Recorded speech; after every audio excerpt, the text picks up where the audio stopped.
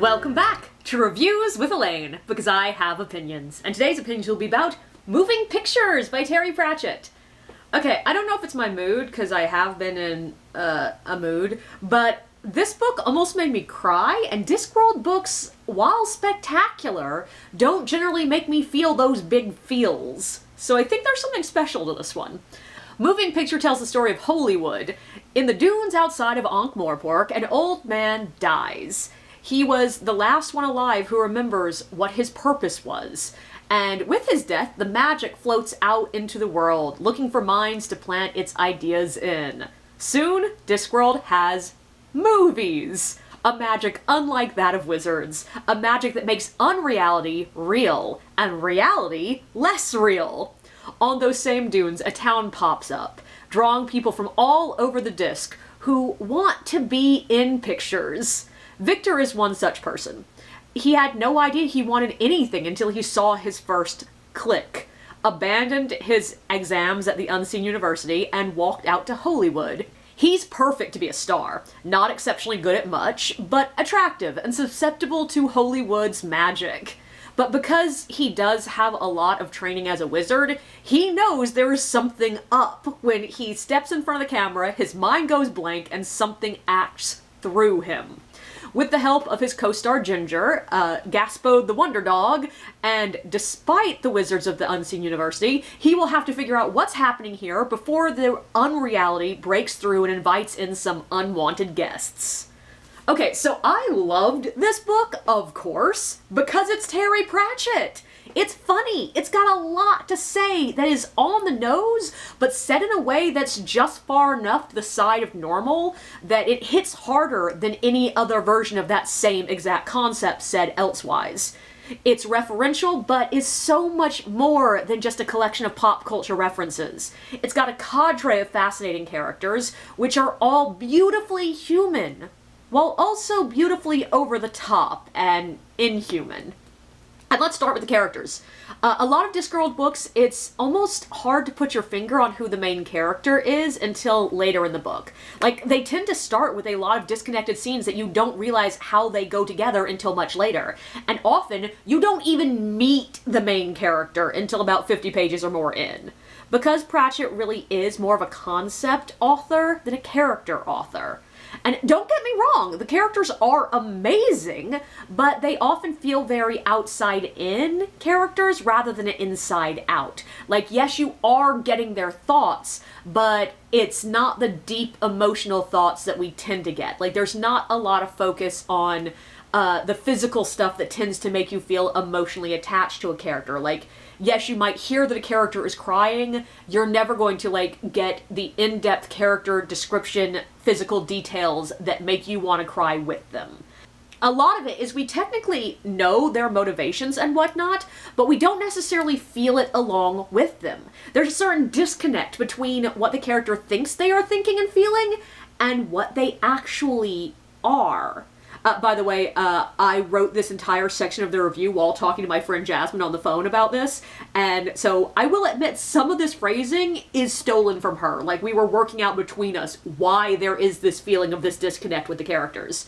And Ginger in this book is a great example of what I'm talking about here. There's so many times that she is saying something that is so powerful and touching, and amazingly evocative, and deep, and personal, and she thinks she's talking about something really shallow and simple. Like, she will say these great, like, world-building concepts that she thinks is just, like, about dinner. And it extends sometimes the narrative directly telling us who a character is, what they're feeling, wanting, and are like, but the characters themselves are obviously oblivious to what the narrative is telling us. And it's sort of deliciously accurate to humanity, and lets us feel like we know these people almost deeper than they know themselves. But it still sort of creates this feeling of outside. There's a distance from a lot of the characters in Discworld.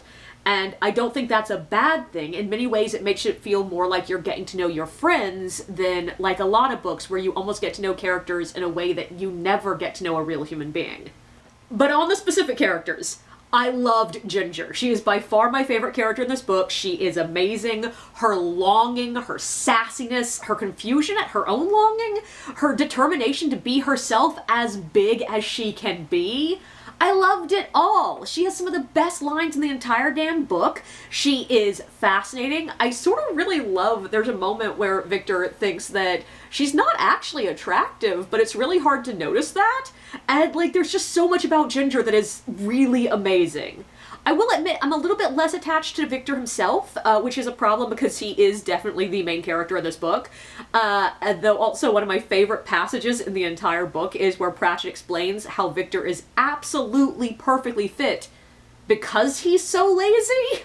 And that's delicious. But I also loved his lack of drive. I find his confusion at his sudden desire to be a star just hilarious.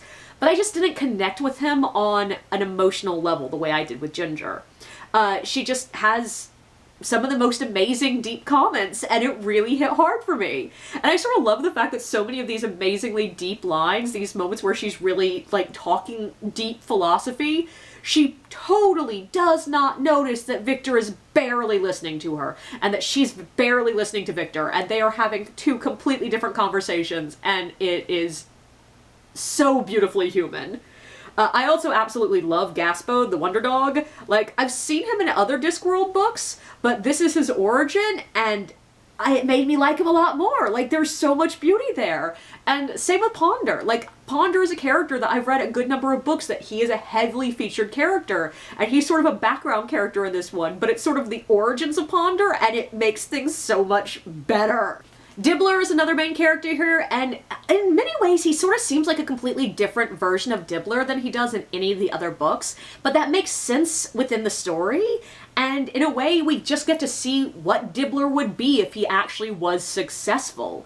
And it's, he's sort of just an interesting study of capitalism. Like, he feels less like a character in this one than like an idea, but that's okay because Dibbler is always more of an idea than a character, and it's usually a slightly different idea, but it was interesting. I did not feel a deep emotional attachment to Dibbler, but I'm not sure we're ever supposed to.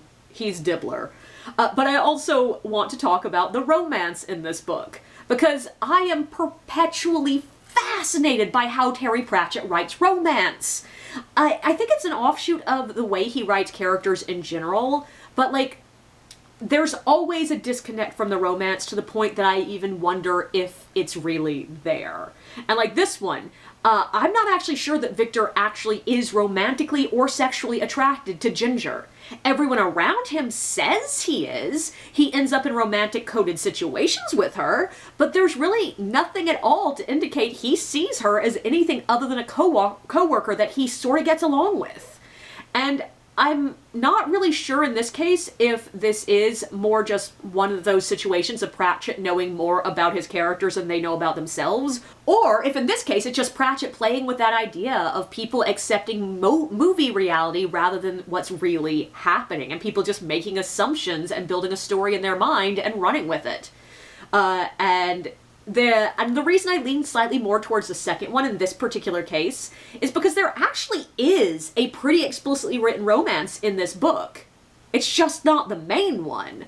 There's one where the characters express desire, one where the characters do courtship behavior, one where we actually see them showing signs of sexual desire.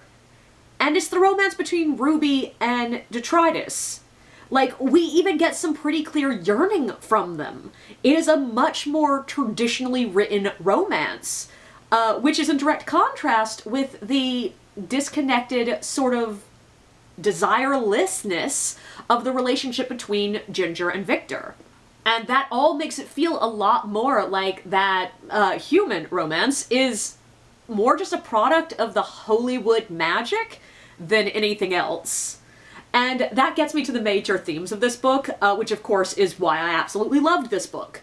One of the biggest themes is reality and how it can be altered with a story. And yes, this book makes it explicitly clear that it believes that movies are better at reshaping reality than books or stage plays, just because of the nature of how the suspension of disbelief works in each of them.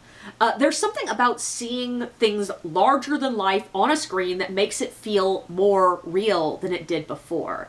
And just the more real aspect of that statement is fascinating. Like, this book is very much about reality and how reality works. And it's also about how misinformation works.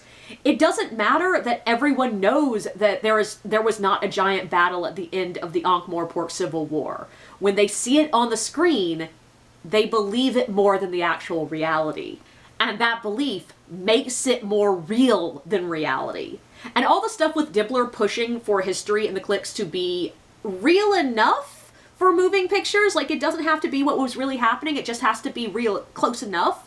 But how that reality becomes more real than the actual reality, it's just really fucking prescient and really interesting to look at. I also love the themes of ideas existing outside of ourselves, outside of time, as sort of an almost sentient thing that shows up when and where it wants, traveling through realities to make the world where this idea works. And I fucking love that! It's very Jungian, but it's also, with everything Pratchett, it's taken to the extreme that makes it more fun and wildly entertaining. And it also works so beautifully within Discworld, where so many of the elements of Discworld are references to our reality. The idea that Discworld is shaped on the literal ideas of our world or other worlds, and how the worlds can physically interact with each other, it's just really fun. Now, that's not to say there is nothing wrong with this book, or I had no problems with it. Like, there are things that I was not perfectly happy with. Like, I do think that Ginger got a little of the short end of the stick in the end. Like, she is such a great, powerful character, and has almost no impact on the climax whatsoever. Like, she has one revelation, but Victor does almost all the fighting. Detritus actually has a bigger impact on the story. Lol, because he does a lot of impacting. It's a pun. I apologize. But she's not alone. The librarian also was set up as having a major impact on the story and gets his thunder almost entirely accidentally stolen by Victor. But at least he is able to guide the conclusion a bit more, so he doesn't feel like, okay, why is he here? And Ginger sort of did feel like, in the end, she was just there to cling to Victor. And I'm like, come on, she needs her own big hero moment. I need her to have her own big hero moment. And I do feel like the falling action was a little bit morose for a Discworld book. Like, Discworld books almost always end with everything sort of returning to normal, to a certain extent of normal, with minor changes, usually for the better, but, you know, they go back to the status quo. And this one sort of felt like almost everything was undone. Which is probably why at least one of the falling action elements that does return to normal gets a little bit retconned in later books. But I don't know. I wanted Ginger and Victor to have somewhere to go at the end, and like something big to be moving on to. Like, one of the big changes that you do tend to see in a lot of Discworld books is the main character at the end of the book has a new role, a new position, a new thing that they are doing, whether they really wanted to or not. Their life circumstances get changed, even if the entire Discworld circumstances does not. And this one, Ginger and Victor sort of have an ending that instead of riding off into the sunset, they're just standing there staring off into the sunset. Like, they aren't going anywhere, they're not doing anything, and you're just sort of like, yeah, they're having an introspective moment. And I just sort of wanted them to have a little bit more. But there's something about Pratchett books in general. Something about the straightforward yet complex way he works ideas into his stories that feels so alive. So real, so human. Even the least human characters feel like people you know, even while being so much more ridiculous than anything in our world. His books are just magical. And I love how reluctant almost all of his heroes are. What does Victor want? An easy life. What does Ginger want? Fame. What does Gaspode want? To be free but cared for.